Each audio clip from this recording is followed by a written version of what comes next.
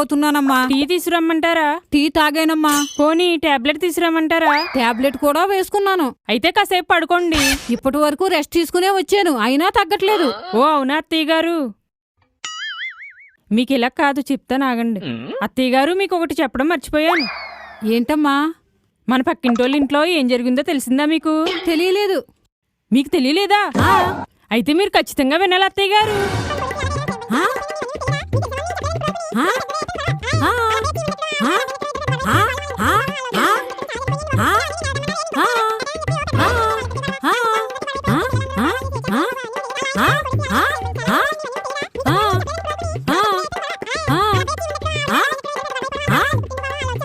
అత్తయ్య గారు, తలనొప్పి తగ్గిందండి. భలే తగ్గిపోయిందమ్మా. ఈసారి మీ ఫ్రెండ్ ఇంటికి వెళ్ళి రండి. అలాగే. అత్తయ్య గారు, మన పక్కింటి వాళ్ళని కానీ అడిగారు కనుక అవన్నీ నేను సరదాగా చెప్పాను, మీకు తలనొప్పి తగ్గిపోతుందని. వాళ్ళని అడగండి.